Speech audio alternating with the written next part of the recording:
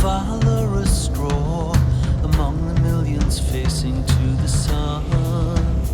I will pause before a man whose path has just begun. Something unsung awaken. Hello and greetings to everyone, all our friends around the world, wherever you are at this point in time. As you've seen the title of this video at the beginning, it is called Courage and Taking Heart. Taking heart is probably the best translation into English from the Czech word srdnatost, which means, courage, coming from the heart. That's that's why I sort of chose that. What is courage? Well, for example, courage is here what you see, me watering my vegetables. Not long ago, I have taken to gardening and growing veggies, and in a way that was a bit of a taking heart process, because before I've never actually gardened. My mother has gardened, and she was a very successful gardener. And up until probably I turned 60, I found gardening pretty boring. That changed, not only with the results where, one can see the zucchinis growing like crazy, and that's quite satisfying. On the other hand, the cucumbers are being attacked by something, so while they're trying hard, I don't see it happening very much, so there'll definitely have to be something that I'll have to change.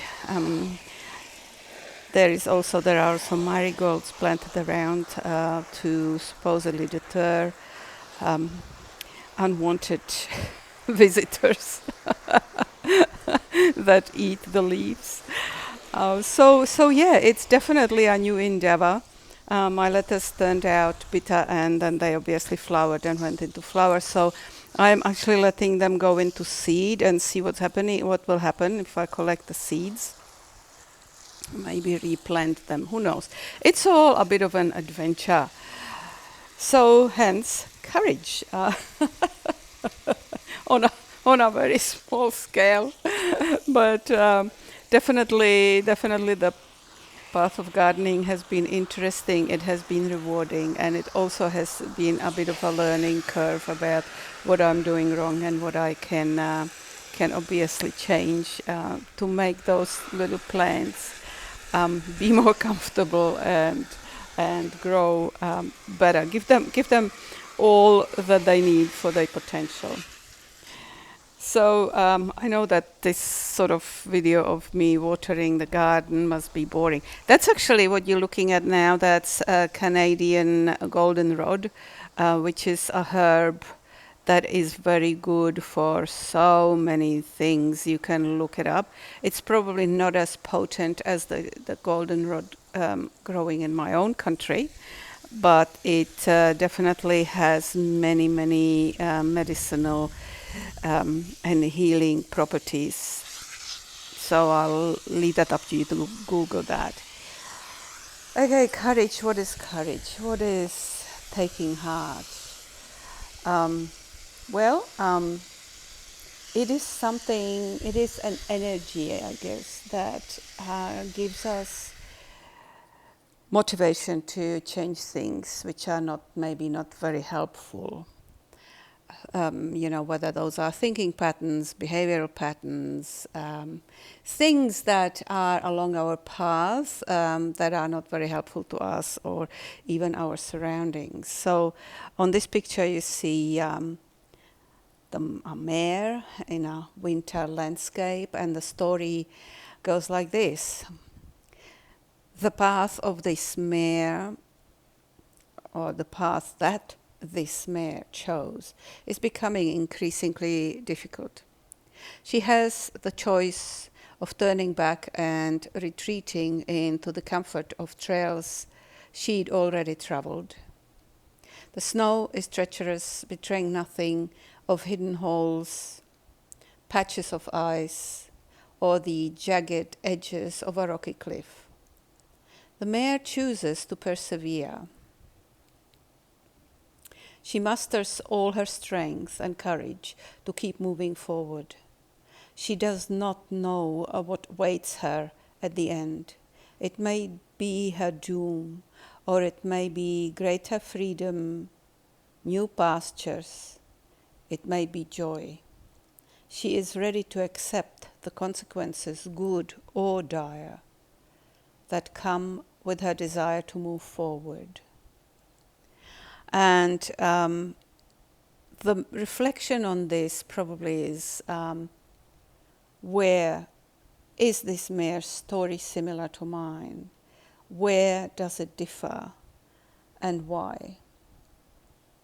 So, to me, courage is also a very broad term, and it can go hand in hand with motivation, and it can go hand in hand with faith. And that faith can be faith in oneself, faith in the decision one makes, faith in fate, and into help from, some help from above as well. So these are sort of the things that I was thinking about courage. Of course, looking at this photo, you can also say, oh, well, what are you talking about? This horse has got a halter, and obviously this horse belongs to someone, and is traveling or walking in an environment that is very well known to this horse. So you're making up some stories here that are not really even true. And, you would be right. Because, yes, this mare belongs to someone. This mare belongs to my friends in the Czech, both veterinarians, and both, the mare lives on their farm and has probably the best care that that a horse can have. However, this is not what this is about. This is, with these pictures, with these photos, what it is about is what they evoke in us. So what inspiration we can take from it. And that's also the base of equine-assisted therapy. It's one of the pillars of equine-assisted therapy, and that is the pillar of metaphor, the pillar of inspiration that we can somehow master from common horse behaviors, for example, or observations, or photographs even. And this was my story. Obviously, everybody else can see something else in that photo and can get another form of inspiration from this photo, and other ideas from the photo. So that is up to pretty much everybody. Also horses, they yes, they do have this incredible courage, or taking heart to move forward into unknown, uncharted territories, especially wild horses. But they are also quite cautious about things, and they have no qualms turning back and running back if they assess the situation potentially dangerous to them and to their survival. Hence, courage as such, that's not something that's black and white. Courage has many shades of grey and many lights. It's a play of shadow and light. It doesn't always mean that courage is only moving forward and accepting consequences and not having regrets and all that. That's just one facet of courage. The other one is also to be able to, for example, assess a situation, to and if if you come to a conclusion that at that point in time, in that situation, in that very moment, moving forward would be actually detrimental to me, then I will either pause and wait until something changes, whether it is something in me, whether it is new skills that I might learn, or whether it is another aspect of my situation, or turn back. And the crucial thing is, without feeling regrets, without self-hate and labeling myself as failure, and without damage to my self-acceptance. So even that can be taking heart, and even that can be courage to look into the face of my limitations, accept them, own them, and not be destroyed by them, because we all have limitations. Everybody does. So even that is courage. Obviously, today's media and today's movies and today's stereotypes of courage and courageous people, they tend to show, some kind of a superhero who shows courage by just being louder and more violent and more aggressive than the opponent and the enemy. So that's just one of those typically sold stereotypes of courage. But courage sometimes can be turning the other cheek. Courage sometimes can be, not reacting when to somebody's anger or to somebody's aggression, and stepping back and taking a few breaths, and only then respond in a way that heart dictates us. Not dictates, that's a bad word. That's not a good word. But heart guides us. With courage, it is our heart that is our guidance, not so much our head. Because when we are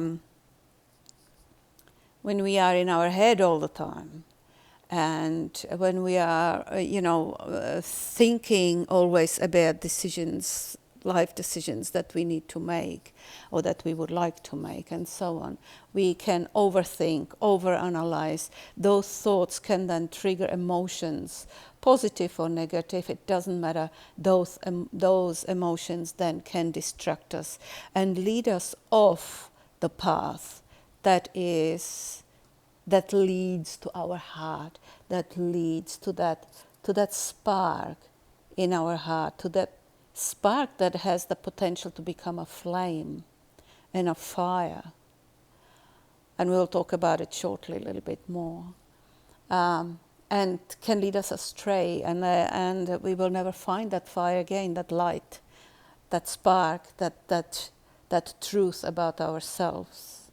And then we will end up sitting on the fence all the time and giving in to all those thoughts and over-analysis of things. It's like path paralysis of analysis, where we become paralyzed by our over-analyzing, and we'll be sitting on the fence and say, oh, what decisions, what should I do about this situation, what should I do about that situation, and constantly weighing it up and constantly living in fear, which is obviously the opposite to courage. Living in fear of making the wrong decision, and then penalizing ourselves psychologically and emotionally about supposedly making the wrong decision. So courage is about assessing a situation.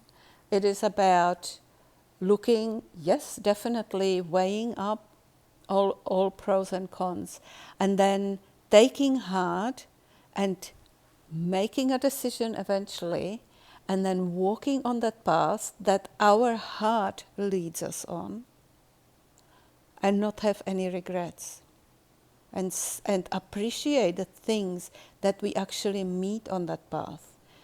You know, things that it can be humans, it can be animals, it can be places in nature, it can be situations, it can be opportunities, and yes, it can be falls, and it can be injuries to ourselves, meaning emotional injuries, it can be setbacks, it can be all these things. But even those are learning opportunities. Those are not things that should weigh us down. But those are things that can encourage us to look at ourselves, look at the reflection, not the reflection in the mirror on the wall, but the reflection our behavior, has, or our actions, our reactions have on others and are reflected back at us again. Reflection of us and our outer and inner being in the eye of a horse, for example, and be brave enough and accept the responsibility for our actions and our way of living and our way of life and our choices, without condemning ourselves or without passing judgment on ourselves. Courage is the ability to wholeheartedly say yes to life and its challenges and its opportunities, and the ability to say no, and an assertive no to things that we know deep inside, from our soul and from our gut and from our body, that are not good for us, that will not only weigh us down but will also be detrimental to our well-being, to our existence, to our life. So that is very important to master that within ourselves, to be able to say yes, to be able to pause, to be able to say no and really mean it, and at the same time also keep our integrity. What you see there is Milo, our little dog. He's also a good example of courage, because not long ago he was not able to walk. He was paralyzed on his hind legs and was already looking for a doggy wheelchair so he could wheel himself around. But now we gave him all the opportunities and all the possibilities that were available through the vet and through proper diet and so on, and he bounced back. He's not dwelling on what was in the past and that he was sore and that he was miserable. And you could see him how he is bouncing and running on the beach, enjoying life. The last thing I wanted to say, that the Shaolin monks, philosophers, Klaus Ferdinand Hempfling, they all talk about the fire in our center, the fire in our heart. Just like the earth has a fiery core, so does our soul has and is a core of fire within ourselves. Not a fire that eats and destroys everything, but a fire that cleanses and illuminates our choices, illuminates who we really are, who we cannot not be. And that fire sometimes, and fire that gives us the energy for change, if change is good for us, if change is necessary. And unfortunately, quite often, to me, that fire is in my heart, in my soul, but mainly in my heart. And unfortunately, quite often we close our hearts. Even just through posture, when we sort of hunch down in front of the computer, and our eyes are glued to the screen, and we just sort of look at the computer and close our heart. So courage in this sense is also just to stand up, little things, just to stand up, to stretch, to expand our chest and open our heart to what is coming from the outside, to what is coming from God, to what is coming from other people, and take that first little step outside the door, for example. When we're miserable and depressed and want to stay in bed, maybe just the fact to get up and stretch and take that 1 or 2 steps from the bed. Or when we walk in the park or on a beach or on the road or on a footpath, and we sort of shuffling along, just to take that little skip, that little jump, that little, bit of a faster step, bit of a run, and build on that. And that in itself is courage too. To be able to, to see the beauty around us, to see the opportunities that life presents us with, to breathe the fresh air rather than the stale air on the, on the inside, and to be able to just say yes to life.